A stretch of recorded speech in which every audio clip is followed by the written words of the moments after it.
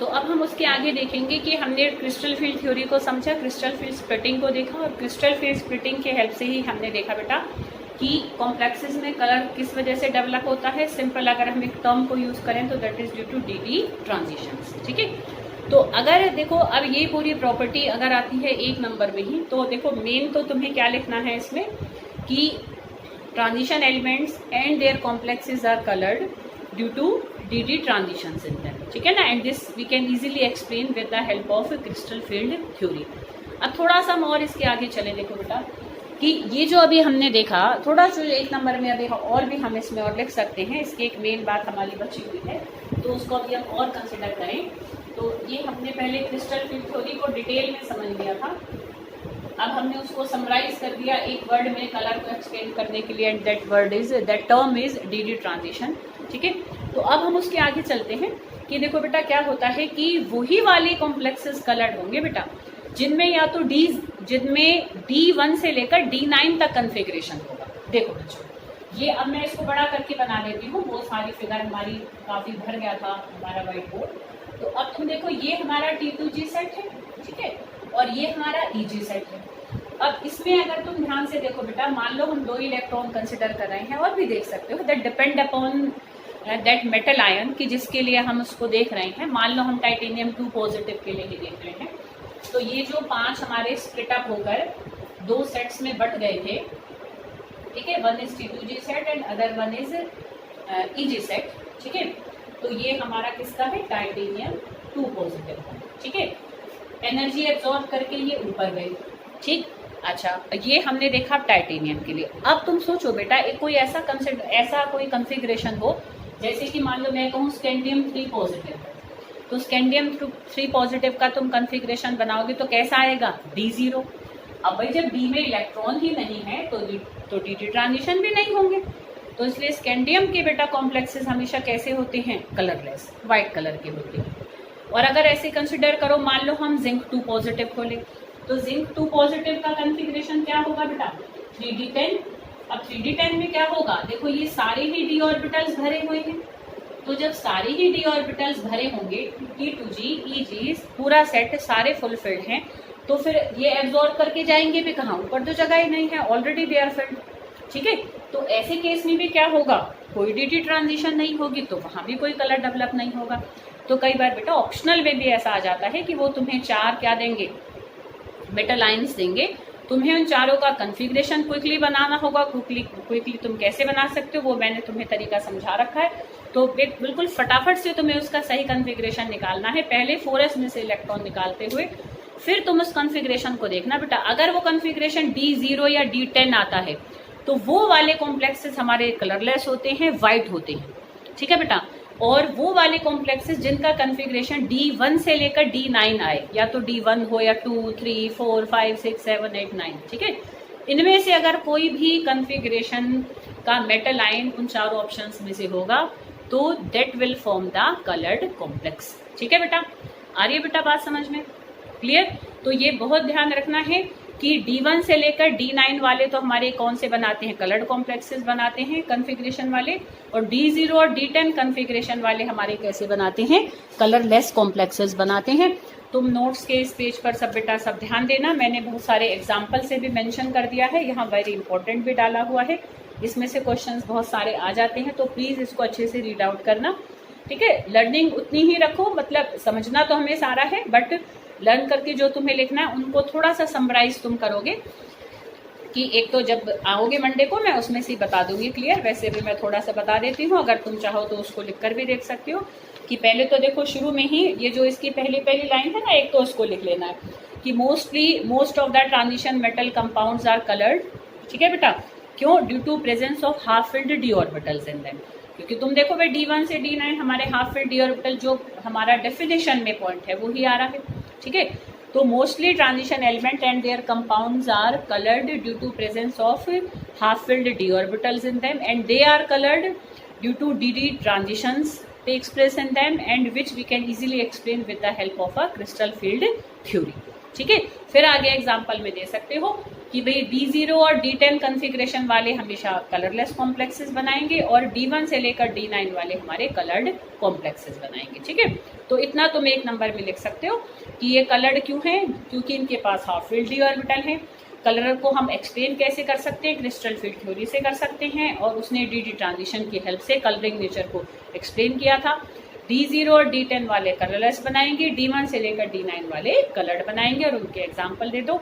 ऐसे तुम्हारा ये एक नंबर में एक सफिशिएंट एक्सप्लेनेशन हो जाएगी कलर्ड कॉम्प्लेक्सेस की। ठीक है बेटा, अब देखो एक क्वेश्चन ये तुम्हारा आया हुआ है बोर्ड में, तो ये भी मैंने यहाँ पर डाल दिया है। देखो बेटा, ये है कि वाई जिंक वाटर 6 पॉजिटिव, मैं यहाँ ब्लैक बोर्ड पे मेंशन, व्हाइट बोर्ड सॉरी, तो मैं मेंशन कर देती हूँ।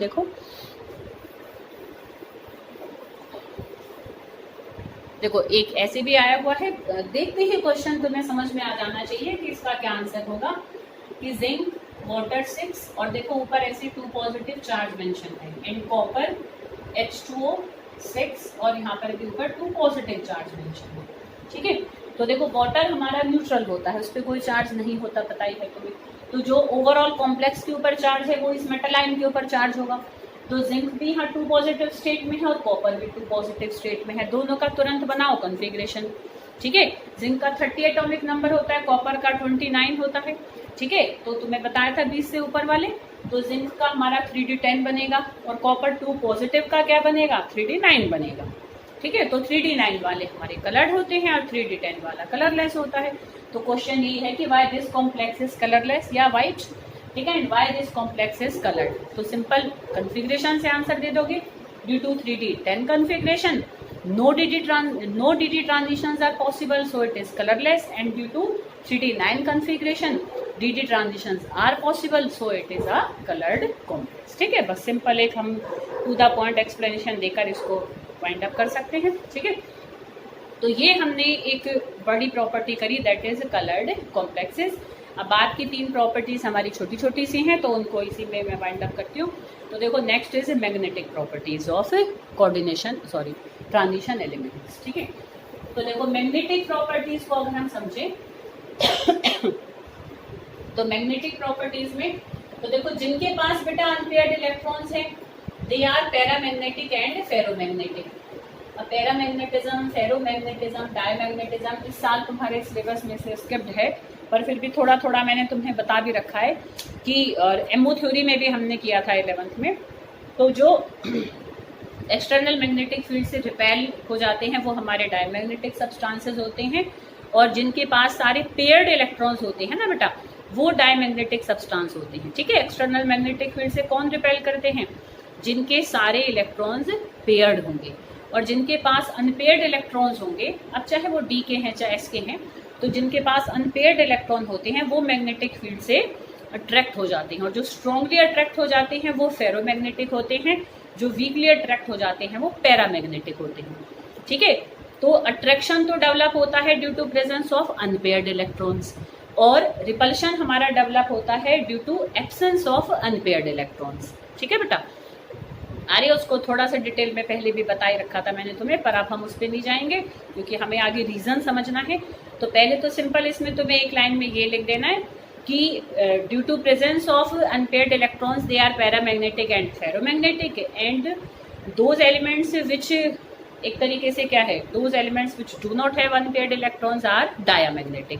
पहले तो सिंपल बात हमें लिखनी है ये, पर अब क्योंकि इनमें तो हर प्रॉपर्टी में ही देखो वेरिएशन है, तो यहाँ मैग्नेटिज्म में भी हमें वेरिएशन देखने को मिलता है कि जितना मैग्नेटिज्म हम एक्सपेक्ट करते हैं according to the number of unpaired electrons in them, उतना मैग्नेटिज्म इनमें आता नहीं है। देखो बेटा, इलेक्ट्रॉन जो होता है ना, क्या होता है तुम्हें पता है कि देखो उसकी 2 मोशंस होती हैं, एक तो अपने एक्सिस पर घूमता रहता है और एक अराउंड द न्यूक्लियस पे घूमता है, जैसे लट्टू घूमता है। ठीक है ना, जैसे कि प्लैनेट्स मूव करते हैं तो वो अपने एक्सिस पर भी घूम रहे होते हैं और ऐसे चारों तरफ भी, है ना, एक गोलाई में भी घूम रहे होते हैं। तो 2 मोशंस होती हैं बेटा इलेक्ट्रॉन की। ठीक है, एक होती है स्पिन मोशन, जो अपने ही एक्सिस पर घूम रहे हैं, दैट इज स्पिन मोशन, और एक जो वो अराउंड द न्यूक्लियस घूम रहे हैं, ऑर्बिटल में जो वो रोटेट कर रहे हैं, ऑर्बिटल में घूम रहे हैं, that is it's orbital motion. ठीक है, तो तुम्हें भी पता है कि देखो मैग्नेटिज्म, उसकी मैग्नेटिक फील्ड, मतलब मैग्नेटिज्म कब डेवलप होता है, जब एक चार्ज्ड स्पीशीज हो और वो हमारी क्या हो रही है, घूम रही है, तो उसका एक मैग्नेटिक फील्ड बन जाती है। तो क्योंकि उसकी दो मोशंस हैं, दो तरीके से इलेक्ट्रॉन मूव कर रहा है, तो दोनों ही मोशंस पर उसका मैग्नेटिज्म डिपेंड करता है। पर यहाँ पर क्या हो जाता है, लिगेंड की आने की वजह से, जब लिगेंड काफी अंदर तक बेटा पेनिट्रेट करना, वैसे समझो जैसे मोटा मोटा अगर हम उस चीज को समझना चाहें जो इजीली हमारे मन पे चली जाएगी कि इसका क्या रीजन है। देखो ये न्यूक्लियस है, ये जगह है जहां पर भी वो ऑर्बिटल में घूम रहा है, भाई अपने एक्सेस पर तो जहां वहीं की वहीं घूम लेगा। अब जब लिगेंड्स इसके चारों तरफ आएंगे तो देखो ऐसे अंदर एक एटम में पेनिट्रेट कर रहे हैं, तो इन इलेक्ट्रॉन्स की क्या है, देखो ऑर्बिटल मोशन रुकेगी, क्योंकि अंदर अंदर इतने सारे लिगेंड्स आ गए, तो उनकी ऑर्बिटल मोशन क्विंच्ड हो जाएगी। ठीक है, रुकने को हम यहाँ पर क्या वर्ड यूज करेंगे, क्विंचिंग। ठीक है बेटा, तो the orbital motion get quenched due to the coming ligands, कि लिगेंड के अंदर आने की वजह से उनका जो ऑर्बिटल में घूमना है वो कम हो जाएगा, काफी रुक जाएगा। तो ऑर्बिटल मोशन की वजह से जो उनमें मैग्नेटिज्म आता वो नहीं आ पाएगा या बहुत कम आएगा। तो सिर्फ उनका मैग्नेटिज्म किस पे डिपेंड करेगा, स्पिन मोशन पर ही डिपेंड करेगा। ठीक है बेटा, तो ऑर्बिटल मोशन की वजह से ऑर्बिटल मोशन इनकी रुक जाती है, क्यों, ड्यू टू द लिगेंड्स। समझ में आ रही बेटा बात। तो हम इसको पहले देखो एक ब्रीफली मैं बोलूं तो उसको हम लिख सकते हैं, फिर जो स्पिन मोशन पर ही जो ये डिपेंड करता है ना, तो इनका जो मैग्नेटिज्म है, देखो हम किसी का भी मैग्नेटिज्म देखते हैं in terms of magnetic moment. ठीक है बेटा, तो जैसे कि हम डायपोल मोमेंट की टर्म में हम उसका क्या देख लेते हैं, एक तरीके से इलेक्ट्रोस्टैटिक फील्ड को देख लेते हैं ना, जो उनका चार्जेस का सेपरेशन आ रहा होता है। तो एक तरीके से जब हम चार्ज को तो डायपोल मोमेंट की टर्म में देख लेते हैं, है ना, किसी भी पोलर मॉलिक्यूल पोलैरिटी को तो हम डायपोल मोमेंट की टर्म में जज करते हैं, और मैग्नेटिज्म को हम जज करते हैं in terms of magnetic moment. अब इनका मैग्नेटिक मोमेंट सिर्फ इनकी स्पिन मोशन पर डिपेंड करता है, तो उस फॉर्मूले को जिसमें सिर्फ हम स्पिन मोशन को ही यूज करके मैग्नेटिक मोमेंट को निकाल रहे हैं, that formula is called spin only formula. वो फॉर्मूला हमारा क्या होता है बेटा, क्या कहते हैं उसको, स्पिन ओनली फॉर्मूला, जो कि देखो mu is equal to n into n plus 2। ठीक है, और इसकी यूनिट हमारी क्या होती है, बोहर मैग्नेटॉन होती है, bm से रिप्रेजेंट करते हैं मैग्नेटिक मोमेंट की यूनिट क्या होती है, bm बोहर मैग्नेटॉन। ठीक है बेटा, तो इसमें n हमारा क्या है, n है नंबर ऑफ अनपेयर्ड इलेक्ट्रॉन्स। तो बेटा कई बार ना खाली ये भी पूछ लेते हैं कि what is the magnetism of that metal ion. ठीक है, कोई भी मेटल आयन वो गिवन करके पूछ लेगा, या वो कोई कॉम्प्लेक्स देगा, उसमें तुम्हें उसकी ऑक्सीडेशन स्टेट निकालनी होगी, उस ऑक्सीडेशन स्टेट में तुरंत उसका बनाओगे कन्फिग्रेशन, और उस कन्फिग्रेशन में कितने नंबर ऑफ अनपेयर्ड इलेक्ट्रॉन्स हैं। जैसे मान लो 3d7 कन्फिग्रेशन आया तुम्हारा, तो 3d7 कन्फिग्रेशन में कितने अनपेयर्ड इलेक्ट्रॉन्स हो जाएंगे, 3। समझ लो ना बेटा, 3d7 आया तो 7 मत लिख देना बेटा इनकी वैल्यू। ठीक है, देखो 7 है तो यहाँ पर हमारे क्या हो जाएंगे, 2 तो हमारे पेयर्ड हो जाएंगे। ठीक है, तो 3 अनपेयर्ड इलेक्ट्रॉन बचे, तो n की वैल्यू हम यहाँ पर क्या पुट करेंगे बेटा, 3 पुट करेंगे। तो जब n की वैल्यू यहाँ पर 3 पुट करोगे, 3 प्लस 2, तो ये हमारा कितना हो जाएगा, u इज इक्वल टू हमारा क्या निकल कर आ जाएगा बेटा, जब हमारा देखो 3 प्लस 2 5 और 5 3 हमारा कितना हो जाएगा यहाँ पर। ठीक है, आ रही बेटा बात समझ में।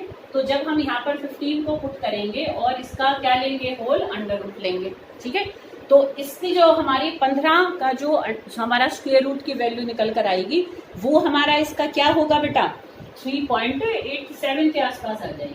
ठीक है, तो ये इसका क्या निकल कर आएगा, मैग्नेटिज्म निकल कर आएगा। ठीक है, मान लो वो कोबाल्ट 2 पॉजिटिव के लिए पूछे, तो कोबाल्ट 2 पॉजिटिव का 3d7 ही बनेगा ना कन्फिग्रेशन। तो कन्फिग्रेशन बनाओगे, नंबर ऑफ अनपेयर्ड इलेक्ट्रॉन्स देखोगे, n की वैल्यू पुट करोगे, और फिर हम u की वैल्यू निकालेंगे। अंडर रूट को ना सॉल्व कर सको तो कोई बात नहीं, अंडर रूट करके छोड़ देना। ठीक है, पर इतना जरूर पुट कर देना कि अनपेयर्ड इलेक्ट्रॉन सही पुट कर दो। ठीक है बेटा, आ रही बात समझ में। तो अब हमें एक नंबर में अगर लिखना है तो हम कैसे मैग्नेटिक प्रॉपर्टी को लिखेंगे, क्योंकि एक एक नंबर में ही कई बार प्रॉपर्टीज आ जाती हैं। तो हम लिखेंगे कि दे आर पैरामैग्नेटिक और ferromagnetic due to presence of unpaired electrons and diamagnetic due to absence of unpaired electron. But their magnetism क्या है, एक तरीके से एक्सपेक्टेड बिहेवियर से। ठीक है, कि यहाँ पर हमारा क्या हो जाता है कि यहाँ पर हमारा जो मैग्नेटिज्म निकल कर आता है ना बेटा, कि हम बेसिकली मैग्नेटिज्म को किस टर्म में देखते हैं, मैग्नेटिक मोमेंट की टर्म में देखते हैं। ठीक है बेटा, तो पहले ये लिखकर हम कि भाई they are para and ferro due to presence of unpaired electron and dia due to absence of unpaired electron, but here magnetism is lesser than expected. क्यों? Due to the quenching of orbital motion in them and which is due to, एक तरीके से क्या, which is due to presence of या which is due to coming ligands.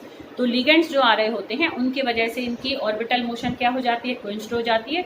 So their magnetism depends only upon their spin motion which we can easily find out with the help of spin only formula. और फिर फॉर्मूले को लिख दो। अब तुम्हारे पास time है तो एक की वैल्यू निकाल कर पुट करके भी निकाल दो म्यू को, ठीक है ना बेटा। अदरवाइज इतना ही छोड़ सकते हो कि इनके मैग्नेटिज्म को हम स्पिन ओनली फॉर्मूले से निकालते हैं क्योंकि इनकी ऑर्बिटल मोशन क्विंच्ड हो जाती है लिगेंड्स के कारण, ठीक है, क्लियर। तो ये हमें इसको एक नंबर में हम मैग्नेटिक प्रॉपर्टी को समराइज कर देते हैं, ठीक है बेटा। अब दो छोटी छोटी सी प्रॉपर्टीज तुम्हारी लास्ट बची हैं। First is interstitial compounds. तो इंटरस्टिशियल कंपाउंड्स देखो बेटा क्या होते हैं कि जब ये एलिमेंट्स हमारे, देखो इंटरस्टिशियल साइट्स तुम्हें ध्यान हो तो सॉल्यूशंस यूनिट में हमने करा था, इंटरस्टिशियल सॉलिड्स करे थे, ठीक है। तो इंटरस्टिशियल साइट्स होती हैं कि जब कोई मेन हमारा जो लेटिस होता है, जो मेन लेटिस बनाने वाले जो एटम्स होते हैं, जैसे मान लो आयरन का लेटिस है तो ये आयरन के क्या है, मेटल एटम्स हैं। तो जब वो एक पर्टिकुलर पैटर्न में अरेंज है तो जो बीच बीच में खाली जगहें बन रही हैं, ठीक है, ध्यान करो ऑक्टाहेड्रल टेट्राहेड्रल वॉइड्स करे थे, है ना। तो दोज आर क्या, वॉइड्स को ही हम इंटरस्टिशियल साइट्स भी कहते हैं। तो इंटरस्टिशियल साइट्स में आकर जब छोटे छोटे एटम्स आकर फिट हो जाएं, जैसे कार्बन है, नाइट्रोजन है, ऑक्सीजन है, ठीक है, तो छोटे छोटे हाइड्रोजन है, तो जब छोटे छोटे एटम्स आकर इनके इंटरस्टिशियल साइट्स में फिट हो जाते हैं तो जो कंपाउंड्स बनते हैं those are interstitial compounds and they are more harder than their normal compounds, ठीक है। अगर इंटरस्टिशियल साइट्स फिल ना होती तब वो इतने हमारे हार्ड नहीं होते हैं, जैसे कि स्टील है तो एज कम्पेयर टू आयरन उसकी प्रॉपर्टीज भी ज़्यादा एनहांस्ड होती हैं, ज़्यादा बेटर मैनर में उसकी बढ़ी हुई होती हैं प्रॉपर्टीज, ठीक है। तो जैसे कि स्टील है तो ये हमारे क्या है, बेसिकली स्टील में क्या होता है, कार्बन हमारा इंटरस्टिशियल साइट्स में आकर आयरन के लेटिस के अंदर फिट हो जाता है, ठीक है। तो उसमें क्या होता है कि जंग भी जल्दी नहीं लगता और मोर वो हार्डर भी हो जाता है, ठीक है बेटा। तो इंटरस्टिशियल कंपाउंड्स आर एक तरीके से more better than their normal metallic form, ठीक है बेटा।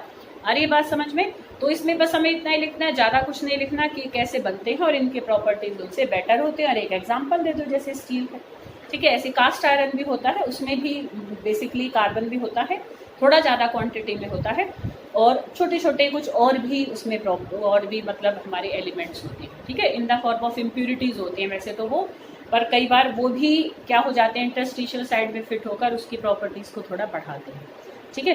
नेक्स्ट हम देखेंगे, last one is alloy formation.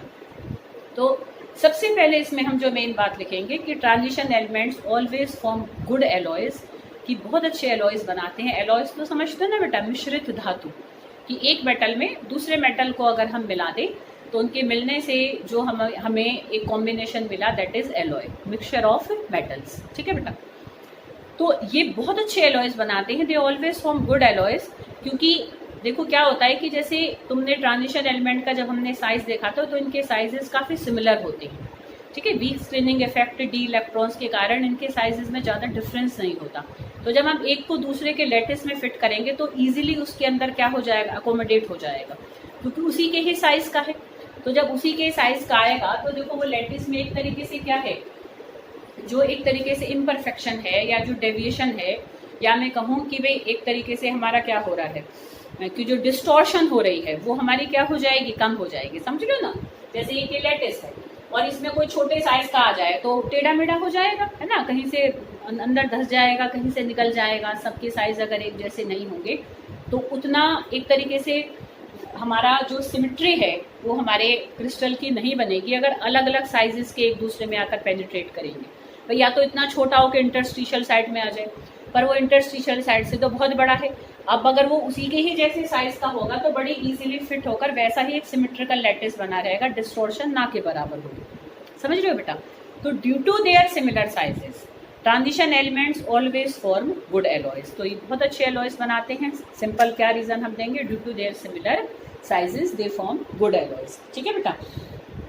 तो ये वाले जो हमारे क्या होते हैं एलॉयज भी कंपैरेटिवली जो मेटल है उसके कंपैरेटिवली हार्डर भी ज़्यादा होंगे, इनका मेल्टिंग पॉइंट भी ज़्यादा होगा, कोरोजन को भी ज़्यादा रेजिस्ट करेंगे ये, ठीक है, कि जल्दी से जंग इनमें नहीं लगेगा, ठीक है। जैसे क्रोमियम है, वेनेडियम है, मोलिब्डेनम है, तो ये सारे हमारे क्या हैं, मतलब स्टील जो होती है ना, तो स्टील एलॉयज बनाने में भी हेल्प करते हैं। मतलब कार्बन तो हमने मिला ही रखा है आयरन में, उसमें तो अगर हम इनमें से कुछ मेटल्स मिलाएं तो वो बेटर क्वालिटी की हमारी क्या बन जाती है, स्टील बन जाती है। ठीक है, स्टेनलेस स्टील भी कहते हैं जिसको, ठीक है, जिसमें बिल्कुल भी कोई स्टेन ही ना आए, किसी भी तरीके की स्क्रैचेस डेवलप ना हो। ठीक है, जैसे ब्रास है वो कॉपर और जिंक का एलॉय होता है, ऐसे ही ब्रॉन्ज है वो कॉपर और टिन का एलॉय होता है। ठीक है, तो ये हमारे क्या है, हमने कुछ एलॉयज के एग्जांपल देखे। तो इसमें भी एक नंबर में ये है ही, जितना भी दे रखा है बेटा नोट्स में, मैंने ऑलरेडी लिमिटेड ही लिखा हुआ है उसको। तो एलॉय फॉर्मेशन में तुम इतना ही लिख सकते हो। तो that all about the physico chemical properties of D and F block, मतलब डी ब्लॉक एलिमेंट्स।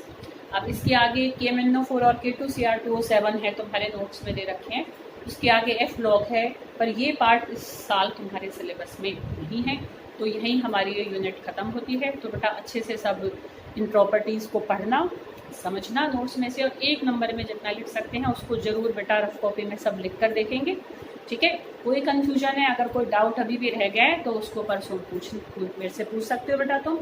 और P ब्लॉक का बेटा सब असाइनमेंट करके आना, और हम मंडे से स्टार्ट करेंगे अपनी कोऑर्डिनेशन केमिस्ट्री।